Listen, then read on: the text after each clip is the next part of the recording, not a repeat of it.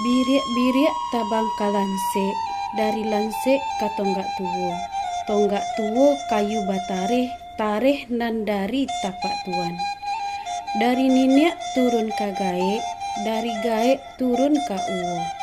Dari uwo turun ka mande, dari mande turun ka nampuan. Biriak-biriak tabang ka samak, dari samak tabang ka halaman. Patah sayuk tabang baranti, tibo di tanah batu. Dari niniak turun ka mamak, dari mamak turun ka kamanakan. Patah tumbuh hilang baganti, pusako turun kanan mudo.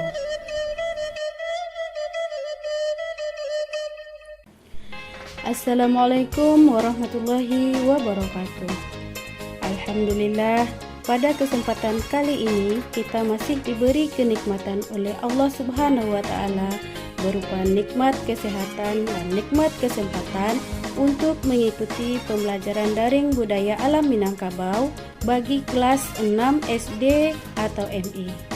Ustazah harapkan Ananda semua tetap semangat walaupun tidak bertatap muka di masa pandemi COVID-19 ini. Amin. Ananda semua, topik yang akan kita bahas pada kesempatan kali ini adalah tentang sistem kepemilikan harta di Minangkabau. Oleh sebab itu, marilah kita buka dengan membacakan basmalah. Bismillahirrahmanirrahim. Ananda semua, dari judul pembahasan yang telah Ustazah kemukakan tadi, dapat kita lihat kata kuncinya yaitu harta.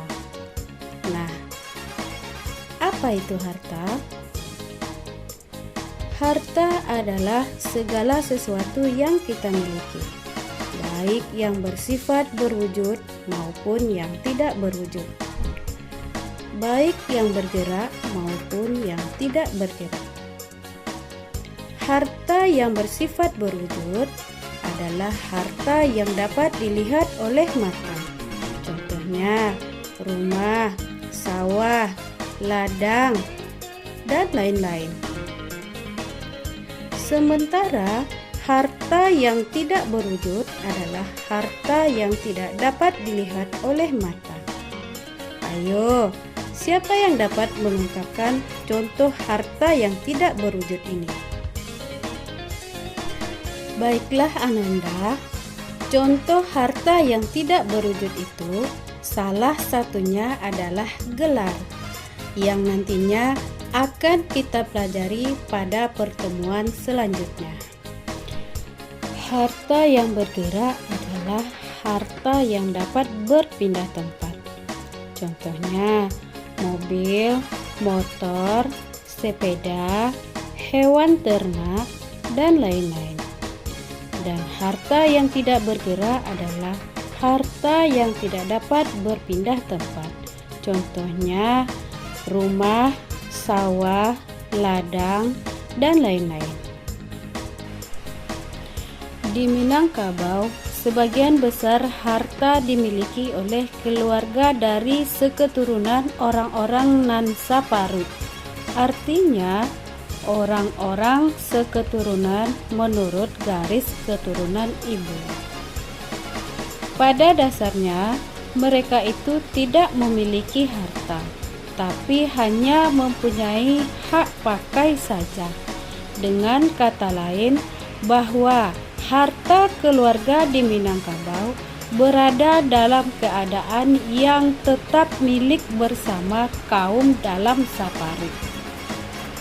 Kepemilikan harta tersebut di bawah naungan mama yang dituakan dalam keluarga seketurunan atau yang disebut dengan penghulu kaum, dan mama penghulu kaum ini bertugas mengatur dan mengembangkan harta tersebut.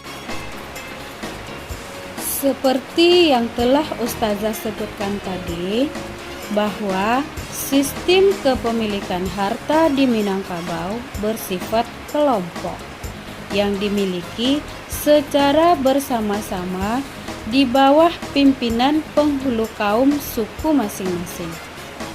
Di Minangkabau, sistem kepemilikan harta terbagi atas 4 macam, yaitu yang pertama, harta pusako. Yang kedua, harta tembilang besi. Yang ketiga, harta tembilang ameh. Dan yang keempat, harta hibah. Baiklah Ananda semua, mari kita bahas satu persatu tentang sistem kepemilikan harta di Minangkabau ini. Yang pertama, harta pusako.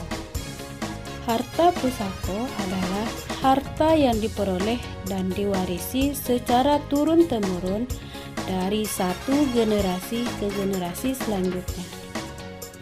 Harta pusako ini terbagi atas 2 macam. Yang pertama adalah harta pusaka tinggi.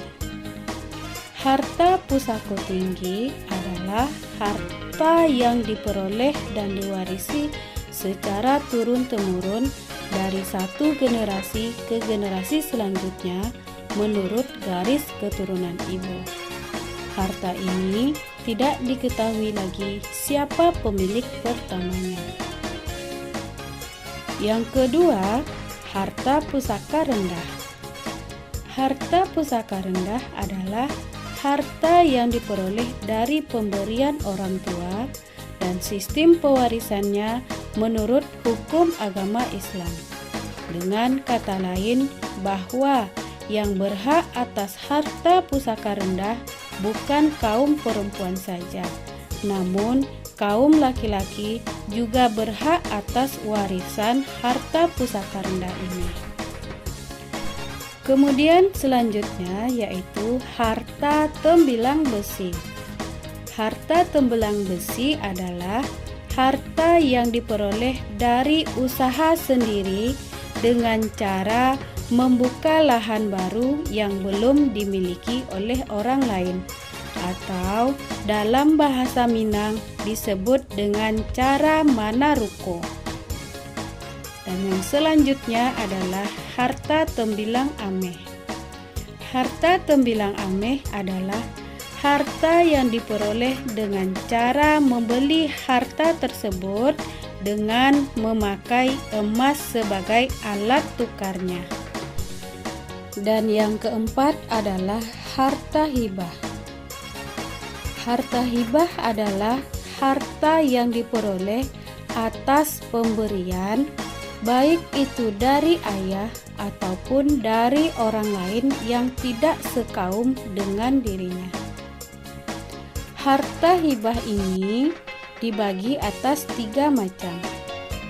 Yang pertama, hibah laleh. Hibah laleh yaitu pemberian dari seorang ayah kepada anak-anaknya untuk selama-lamanya. Yang kedua, hibah bakeh, yaitu harta pemberian dari seorang ayah pada anak-anaknya yang sifatnya sementara selama anak-anaknya masih hidup dan tidak sampai ke cucu-cucunya.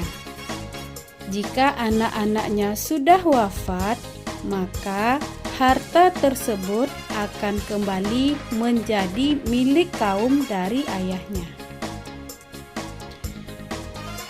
Yang terakhir adalah hibah pampeh.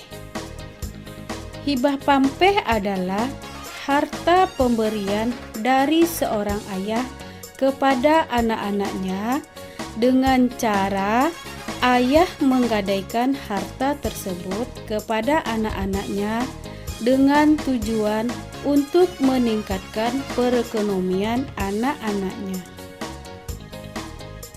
Nah, Ananda semua, demikianlah pembahasan kita kali ini mengenai sistem kepemilikan harta di Minangkabau. Mudah-mudahan ada manfaatnya bagi kita bersama. Kita sudahi pembahasan kita ini dengan membaca hamdalah. Alhamdulillahirabbil alamin. Assalamualaikum warahmatullahi wabarakatuh.